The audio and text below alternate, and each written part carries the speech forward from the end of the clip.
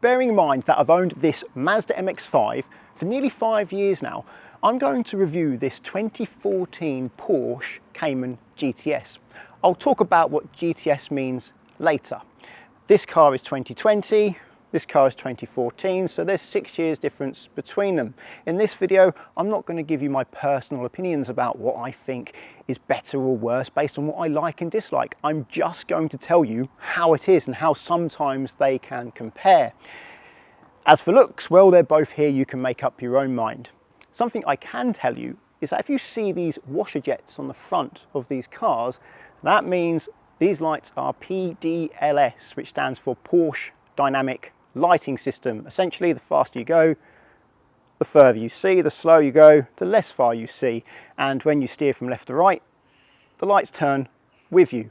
But compared to the adaptive headlights on this 2020 car, which are more advanced, I can see further more of the time without blinding people when I'm driving this Mazda MX5 than when I'm driving the Porsche. With the Porsche, well, it's full beam and I can see far, or not full beam and I can't see very far. This is how the car looks from the side. You have the air intakes here for the engine. The engine is there, about 30 centimeters from the driver, and it has particularly long doors, which, well, they present a problem. The problem is, as they are long, well, they open wide, and in a car park, I can often only get them to open to the first notch before they're going to hit the car. And I've got to get in there without scuffing the leather or the side bolsters of the seat. And the bolsters are pretty big. I'm not exactly a big guy, but I actually find this more challenging than I find getting into a Vauxhall VX220 or Lotus Elise in a car park, because, well, it's doable. Certainly not doable if you're holding something. It takes both hands. However, if there's ample room to open the door, then it's no problem at all. At the rear, you'll find a spoiler that goes up at 74 miles an hour. On the base Cayman, you have a single chrome tailpipe. For the Cayman S, you get a twin chrome tailpipe, and for this GTS model, you get twin black pipes. But this car has two boots. At the back, you have 275 litres of space. Now, I don't think they mean this is 275 litres. No, because this area looks smaller than the area in the back of the MX5, and the MX5 is 130 litres. I think they mean this whole back area is 275 litres. Moving to the front, and to open the front, you need to learn where the little latch is, just there. You have 150 litres. This space has actually proven to be very practical. The whole car is very practical. It is definitely more practical than the MX5, but compared to just about any sports car, especially with a flat 6-cylinder engine, having two boots, well, I think the Cayman is one of the most practical sports cars in existence. I'll put the stats for the engine on screen because I think it's easier to digest them that way than me blurting them out at you. But the engines in both of these cars are remarkably similar. It's like Mazda went, you know that Porsche Cayman, can we make our engine rev like that does? Because they make peak power in the same place. They make peak torque in the same place. They both redline at about 7,500 revs. They feel similar, except this is just much more powerful. And they both have the same ratio of torque to power, down to 2 decimal places, 1.11 Newton meters of torque per metric horsepower. They can both handle significant G whilst maintaining oil pressure. I know this one can do 1.4 G whilst maintaining oil pressure. This has a dry sump, so should be able to do better than that, but I don't know how many Gs this engine can handle. This one is mounted behind the front wheels. This one is mounted in front of the rear wheels. So they're both mid-mounted in different places, but mid-mounted. This one's in line, so the pistons do that, and it's shaped like this. This one is flat, which means the pistons do that, and it is shaped like that, meaning the weight of the engine can be spread lower on the car. meaning it has more potential for handling. When it comes to range, again, they are both similar. That one's got a 45 litre tank, this one's got a 64 litre tank, but you get about the same miles per tank, around about 400 on the motorway and 300-ish mixed use. But the owner's manual for the Mazda, that recommends 95 RON fuel. That's the basic fuel in Britain. For the Porsche, the owner's manual, 98 RON fuel. That's what's recommended. And not all premium fuels in Britain meet that 98. But Tesco, well, they have Momentum, and that's 99, so that meets the 98. And if I go to Tesco and fill up the Mazda with their basic cheap fuel and the Porsche with their more expensive Momentum fuel, it works out that per tank for a similar range in both cars, the Porsche in July 2025 is £28 more per tank. Where these cars do differ significantly is weight. So the weight of the Mazda is 1,127 kilos. That includes fluids and 75 kilos of driver and luggage. Using that same method of measurement for the Porsche, so that's fluids and driver, 1,450 kilos. So it's over 300 kilos heavier. And as a result, its brakes and wheels are much bigger to deal with that extra mass. What I know about the braking on the Mazda is I've done 20 track days, and with standard discs and Carbotech XP10 pads, a full set of all those discs and pads cost about £700. You get all the braking you need, even on a hot day. Don't have to worry about brake fade. I don't know as much about the Porsche, but what I do know is that drilled discs are not a good idea on track because they crack. So you would want different discs. Brembo TY3s, you can get a full set of those. They are slotted and they cost about £500. And you can put some Ferodo DS 3.12s on there, which are another £500. So track brakes for the Mazda, £700 discs and pads. For the Porsche, £1,000. I know for the Mazda, the setup I'm saying works. For the Porsche, I don't know for sure, but I'm pretty sure those discs and pads will be all the braking you need, even on a hot day. So £300 more for the Porsche braking if you want suitable track discs and pads. This interior has 80,000 miles. Does it look like it's got 80,000 miles? Well, it doesn't to me. Let's hop in. So this one is a bit special because it's got Alcantara up here and leather everywhere all the way down to here. This is the first bit that's not leather. This is leather as well. Got to go all the way down to where my hand is now for it not to be leather. That's because it's a higher spec model. More on that one later. Let's take a look at the door. Very high quality, some padding there. Do we have padding on the other side? Yes, we do, although it's a little bit squeaky, that. I'm sure that can be resolved. Now the thing with this interior is it looks high quality, and the interior in the Mazda also looks high quality, but this one also feels high quality. The Mazda's interior feels like you need to be gentle with it or you may break it.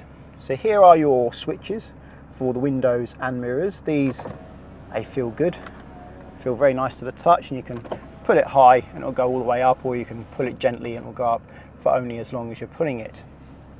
We have a stalk here to control the computer there, and we have a stalk here for the cruise control. This steering wheel is in competition with BMW. It's quite fat, not to everybody's taste. Now, I did say I'm not going to be giving my opinion in this video, but yeah, I don't like this steering wheel. It's just too thick. We have some paddles here and they feel really nice. They are metal and there's a satisfying click to them, although the travel is a bit long. Sometimes I pull the paddle only like that, thinking that's enough. But no, I don't go down or up a gear because I haven't pulled it enough. You do have to pull it quite a long way for it to work. The indicators don't feel nice. The click they make, it does feel like something from the 90s. That seems to be a bit out of date. Looking here, we've got digital computer readout on the right here for things like whatever you want up there really. We've got the oil and coolant, but you can cycle through to like the trip computer, tyre pressures, and there's plenty of other things. The sports chrono stopwatch as well, G meter, and you can, this has got traffic sign recognition, this car, and you can add more or take away these options. It's called menu scope. You can put more or less in there. We've got a big tachometer in the middle with the speedo, and this very pointless speedo here, which goes up in 25-mile-an-hour increments, which is kind of useless. I think it would be better if we had another digital screen like we have here. That would be better use of these 3 dials. Moving around here, we have the sports chrono stopwatch, which is now a clock. We have air vents, which feels sturdy, and air comes out here and up here, so there's more than just the front there. There's vents all along here. And then what we have here is the standard system, although it's had Android Auto and Apple CarPlay retrofitted with a Mr. 12 volt device, which I actually recommend because it uses the fiber optics. Storage in here, it's damped, and as you can see, I've cut this out for my phone so the phone doesn't go flying around. The trouble is, this lead, which is using the Mr. 12 volt system for the Android Auto and Apple CarPlay, well, it's only charging the phone by about 1% every 15 minutes, so it takes ages. But there is a 12 volt socket in here, so I could charge it via that more quickly and just use wireless Android Auto, which it does have if I wanted, and a USB port there as well. Talking about the 12 volt sockets, closing that, you can see one down here, so that's 2, and there's one in here, there's another one there, and back there too. So this car with 2 seats has 4 12 volt sockets. All these buttons and knobs feel of high quality. When you press them, the clicks they make are reassuringly sturdy. And they look pretty much new, despite having 80,000 miles. In fact, I'll go further than that. They look immaculate. I cannot see a single mark on them. You have to pay extra to have dual zone climate control. Not all these cars have that. Coming down to here, talking about the air conditioning, actually, it is powerful. It works very well. I haven't tried the heater because it's been hot, but the air conditioning is good, as are the heated seats. I've tried the heated seats despite it being hot, and yeah, they heated up to quite a high temperature. This is the drive selector. Again, it looks pretty much brand new despite the mileage. Lever looks good. Drive, push it to the left for manual mode, and then hold it down there and push it back to park. Here are your buttons. So you've got your spoiler, raising and lowering, louder exhaust, stop start on and off, drive modes, stiffer suspension, and stability control. I've already shown you the storage here. It's got some storage there on both sides and there, and the sound system on this is Bose. You get, I believe it's called Sound Plus or something along those lines for the standard sound. Bose, and then a Burmester system. I think they're the 3 options you have. I don't know for sure, might be wrong about that, but I do know this Bose system is pretty good. A lot of people say it's not, but I've been quite happy. That's probably because I'm using Mr. 12 volt system, uses the fiber optics, so it maintains good sound quality. A lot of these retrofit Android Auto and Apple CarPlay use the aux in, which is not going to sound as good, but the mids are good, the highs are good, the lows are good. No, the bass isn't through the roof where the wing mirrors start flapping up and down. You set off car alarms as you drive down the road. It's not like that, but to my ears it sounds more or less like what the artist intended. We have these cup holders, a bit flimsy. You see, it moves around. You can adjust it, make it bigger, make it smaller. But yeah, no matter what I do, it moves around, and how you fold them away, you make it smaller, push that, and do that like that, see? And there are 2 cup holders available there. They do the job. The bottle of water doesn't fall out of them, but they are flimsy. Just a few more things about the interior. This mirror is auto dimming. Many cars have that these days, but the door mirrors are also auto dimming, so at night bright lights behind don't blind you. The sun visors, they're fine, but these flaps for the mirrors are incredibly fragile. Handle them with care. Many are broken, especially the passenger side. This one was broken, not anymore. The standard sat nav is hard to follow. It's like someone has taken an orange highlighter pen and drawn it around the map, and when there's multiple exits at a big roundabout, it can be very hard to know which exit you need, even though there's extra help up here. And the system is slow, so if you go the wrong way, it has to recalculate, but it takes so long to recalculate that you're probably at the next junction before it does, or have done the next junction before it has recalculated, by which time you've gone the wrong way again and it's trying to recalculate again. You get stuck in this recalculating loop. Ask me how I know, after being stuck in Coventry driving around for an hour trying to find my way out. Dual zone climate control is the only climate control that's available. Don't think, oh, I don't need dual zone, just have normal climate control. No, if you don't have dual zone climate control, you have manual air conditioning. I think some people made the mistake of not opting for dual zone climate control when they spec'd these cars new, thinking they'd get basic climate control, only to find it was manual. And then there is the reverse camera. Quite possibly the lowest quality reverse camera I've ever seen, but it's not a problem. It does the job. You can see what's behind. It's helpful when it comes to parking. It's helpful when it comes to seeing objects. You're not going to make a YouTube video using it, but it certainly helps you reverse. So what does GTS actually mean? Well, it's a bargain bucket of equipment. If you were to take all of the equipment on the GTS and option it onto a Cayman S, it would cost you more than buying a GTS.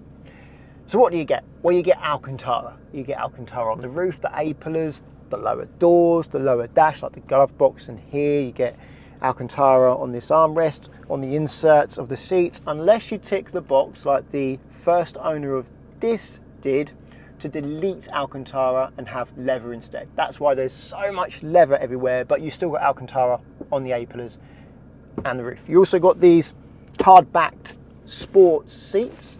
They're not bucket seats, but they do have quite strong bolsters that, even though I'm quite slim, they are holding me in place. I can feel them either side of my body.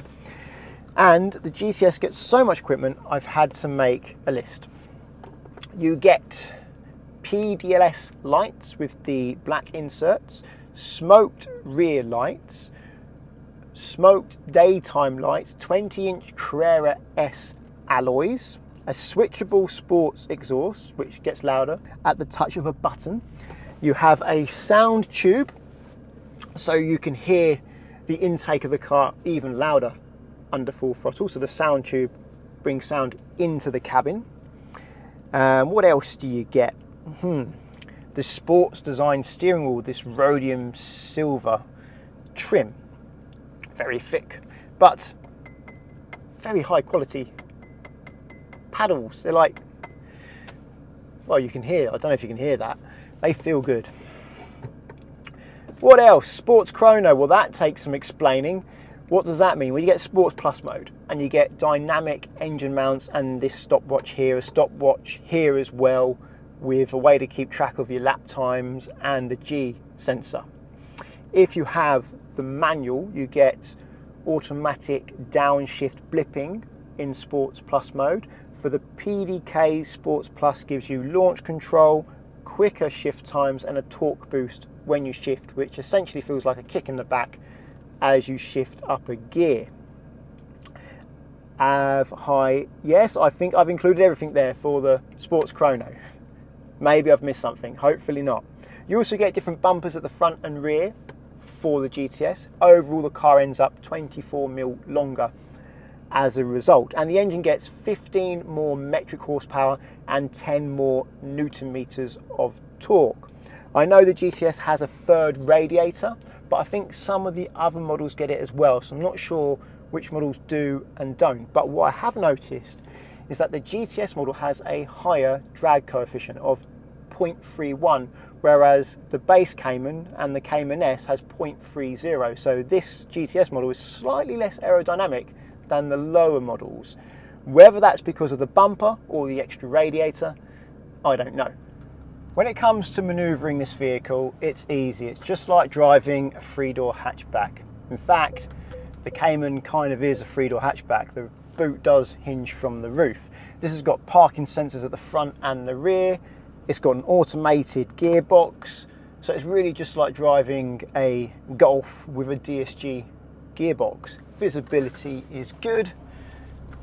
Reversing camera, although that is not standard, you have to pay extra for that, so not many of these cars have it. But the steering is a little bit heavy, but not too heavy. However, there is something that I should have mentioned earlier that I forgot to mention. As I have been sort of comparing this to the MX5 on and off during this video, I've forgotten to mention just how much room there is in here. I'm not all the way at the back. Compared to the MX5, this is like a cathedral. You could be tall and still get comfortable in this car. I'm now going to launch it in manual mode. I'm not using launch control or any of the drive modes. I'm just going to change gear manually. Here we go. Whoa. Okay, took a while to get going at first. I can see where launch control could help, but once the clutch hooked up, yes, it really did get going. Now this car can do something that the MX5 can do. Hear that?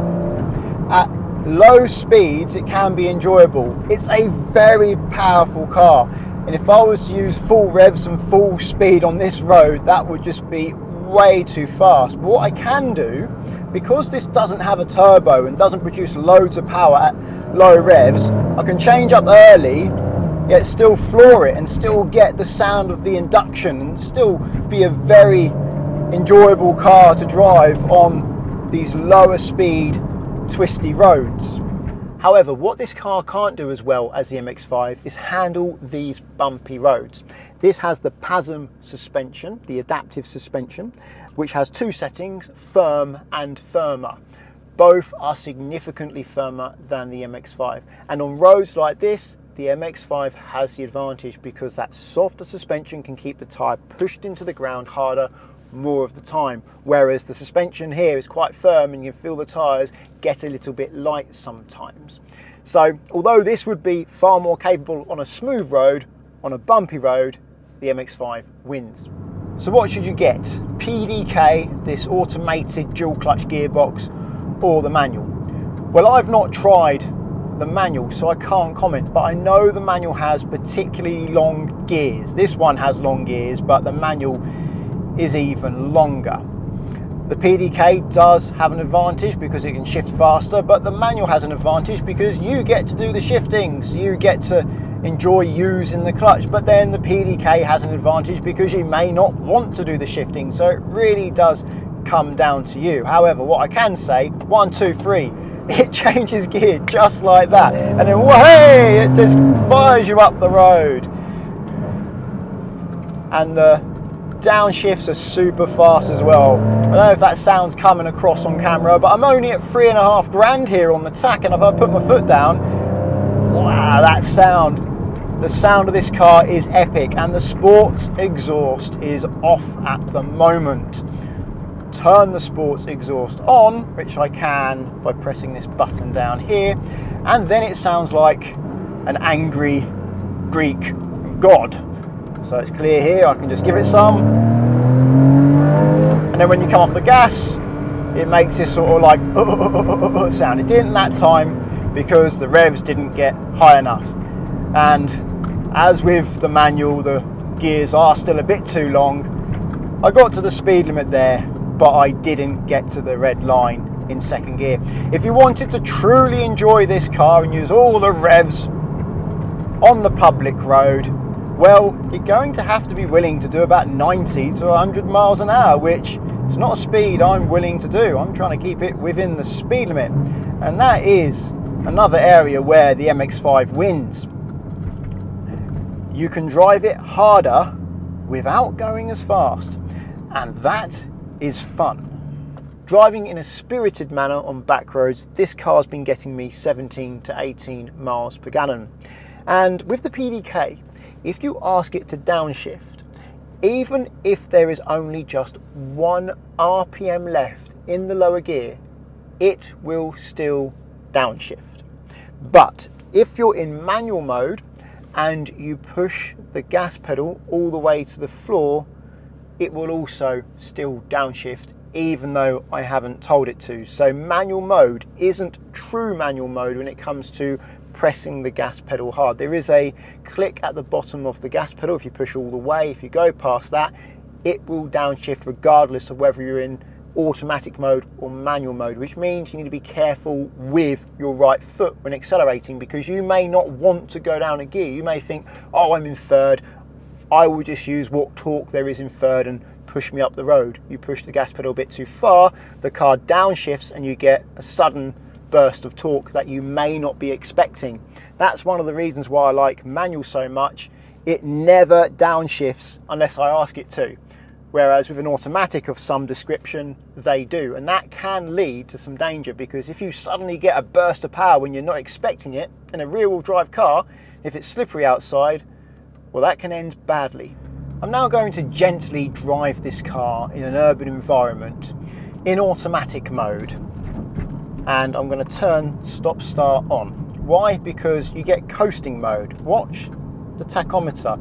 If I come off the gas pedal gently when stop start is on, it coasts to try and save fuel. It does it smoothly.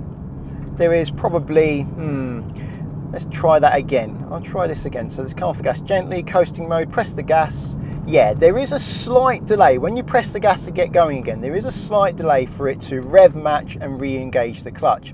It doesn't use the clutch to rev match, it does use the engine to rev match. So it's not going to wear the friction disc of the clutch by continuously decoupling and recoupling the clutch. However, I'm not sure how the PDK mechanism works.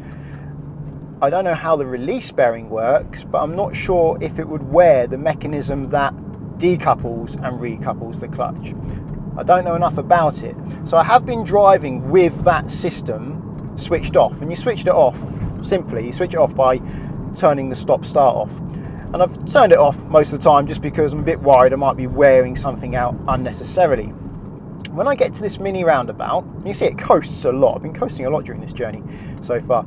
When I get to this mini roundabout, hopefully I get to stop, so I can show you the stop start system, because the stop start system in this car is very good.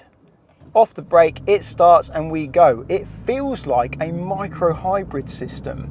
It doesn't feel like it uses the starter motor. I don't know this for sure, but it feels like it uses the reversible, or shall I say a reversible alternator to start the engine. It starts so quickly that I think there's some other system at play there. A micro hybrid, if you don't know, it just uses the standard 12-volt battery, but it has a reversible alternator just to make the stop start system more efficient. It makes it start more quickly because the alternator can start the engine quicker than the starter motor. So far, 27.6 miles per gallon. That's using that coasting mode, and we stopped the engine once at that mini roundabout, but that wasn't for very long, so that probably didn't make much of a difference. But during this drive, I'll leave the system on just to see what fuel economy I get. Something I find odd about this car at low speeds, this is at mini roundabouts or junctions, is how the steering feels. It feels like I get quite a bit of pushback. I'm starting to get used to it, but now I'm starting to turn the wheel. It feels like the car wants me to straighten. It's like it's trying to push the steering back, like someone else is turning the wheel. And then if I let go of the wheel, it straightens at, I can't let go of it yet, but yeah, you go, it straightens at more of a normal rate. So it feels like it's going to shoot back to straight, but it straightens kind of normally. It's an odd feeling steering at low speed. At high speed, I don't notice a problem with it, but driving around town, the best way I can describe it is just springy. You turn the wheel and it wants to spring back, but when you actually let go of it to spring back, well, it doesn't spring back as quickly as you were expecting. I'm sure that's something to do with the electronic power steering, not to do with the caster. It's something to do with the mapping, the software that controls the motor. The PDK system in this car is a robotized manual with 2 clutches, and the software has been set up well. Often these systems can be a bit jerky when you're in stop-start traffic, but this one is smooth, and you don't have to try too hard to make it smooth. They've put a lot of time into getting this right. These seats are comfortable, the Sports Plus seats as they are known. The longest journey I've done in them has been just over 4 hours, I think about 4.5 hours, and no aches, no pains.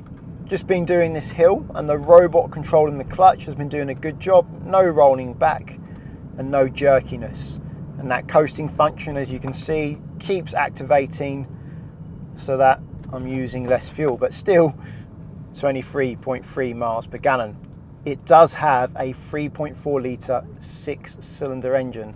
That's something we need to remember here. It's not going to sip fuel like a little 4-cylinder. Visibility is good out the front. The A-pillars don't get in the way, nice and thin. The door mirrors are mounted on the door here, so you can see through there and there. Some cars have them mounted like on the A-pillar, practically on the door, but next to the A-pillar, which means you get this big blind area. But the visibility in this car, well, no problems at all. Most of these Porsche 981 GTS Caymans were opted with a PDK transmission, the automated transmission. There are manuals around, but they are harder to find. You have less choice, therefore you're not necessarily going to get the car in the spec you want if you really want a manual. Would I have preferred a manual? Maybe. For driving on country roads? Probably, although the very long gearing does put me off. Driving around town, well, the PDK is nice, and I think on track the PDK is probably going to be better because I can focus on going fast as opposed to focusing on changing gears. But then changing gears is part of the enjoyment. But I've got PDK, that is what was available in the spec that I wanted. I'll give it a go and see how it is. As for the controls, the steering, staying in a straight line is easy. There's not unnecessary friction there, so it's quite easy to stay straight. The gas pedal has quite a linear travel. When you press it, there's no sudden boost. You know what power you are getting, and even in sport mode or sport plus mode, if you're in manual and you're changing gear yourself, there's not a big difference in the sensitivity of the gas pedal. The brake pedal, that has a little bit of dead travel at the top, so you have to press it a bit before it acts, more than you have to in the MX5. The MX5, the pedal is more nearer the top, so you don't have to press it as far before the brakes bite. And, well, I don't have a clutch pedal, so I can't talk about that.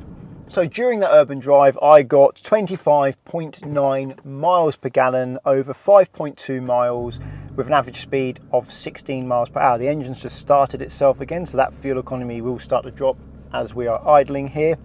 And that journey, similar conditions in an economical car, usually gets me about 40 miles per gallon. And I have found this car generally to be around about 13 miles per gallon less economical than the MX5.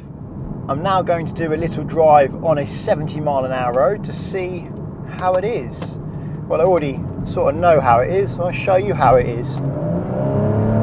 So, obviously, going to get up to the speed limit pretty easy without much effort at all there. Back to auto mode. So, merging, easily done, no problem at all. Now, I'm going to cruise, pop the cruise control on, and see what fuel economy I get. No adaptive cruise control here, but this car was available with adaptive cruise control. It's just that almost nobody chose it. I think there's one car on the Facebook group that has it. As you can hear, it's quite noisy. It is a bit more noisy than usual, this car. I think it's the big wheels that contribute to that, 20-inch wheels with a 35 profile, but this is a very noisy road anyway. These roads are generally smooth, so the firmer suspension isn't really an issue here, but around town this firmer suspension does get a little bit annoying, and as I've already explained, on country roads, particularly the bumpy ones, it does mean you can have less grip than a car with softer suspension. But I'm finding this drive fairly comfortable. I can do a long motorway drive in this car without problems. Of course, it's very noisy here. This is my local 70-mile-an-hour road, and it just happens to be a really noisy road. I'd love to give a car a go that could actually make this road quiet. I'm not sure if it exists. This steering is easy to use at these speeds. No friction, very easy to stay in a straight line. Not much feedback, but you don't need it on these roads. The Mazda does have some friction around centre when you're on these roads, on these higher speed roads, which can make it a bit harder to stay in a straight line, as you have to overcome the friction. You accidentally turn a bit more to the right or a bit more to left than you wanted. I think with the later generation MX5, the ND3, they resolved that, but I haven't tried it. So on these higher speed roads, these dual carriageways, I would say the Porsche has the better steering. Around town, the MX5 definitely has the better steering. And on country roads, I would say it's a draw, but the MX5 does have a thinner steering wheel, and that counts for quite a lot. Well, depends on your opinion, but it does for me anyway.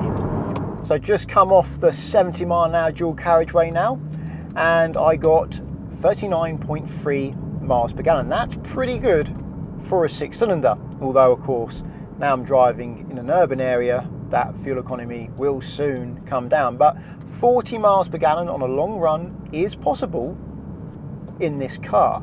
However, if you were to cold start it and reset the trip computer as you cold started it, it would have to be a very long journey to reach 40 miles per gallon, because you use a lot more fuel during a cold start. I've actually cheated a little bit here. I've reset the trip computer when the engine is already up to temperature, meaning I've got a better result than I would have done if I would have started from cold.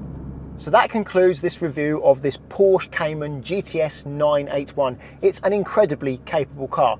It is more capable than the MX5 by some margin, but you probably already knew that. It's practically track ready out of the box like the MX5 is. I've seen these on track, they work. The MX5 works as well. All you need to do is put some high temperature brake pads on, as you do with most cars you take on track, because road brakes aren't designed to cope with track temperatures. However, this car is available with carbon ceramic brakes. That would solve the problem, but they are incredibly expensive. You're probably better off using steel brakes with high temperature pads and fresh fluid, or high temperature fluid. So this car is more capable than the MX5, but is it more fun? Well, that depends on where you drive and how you drive. But importantly, you don't have to drive this car at 10 tenths to enjoy it. You can drive it well below its limit and it's still enjoyable. That's important when you consider how fast this car is and how fast you can actually safely drive on a public road. If you found the video interesting, please give it a thumbs up, subscribe to get my future videos, and until the next one, cheerio.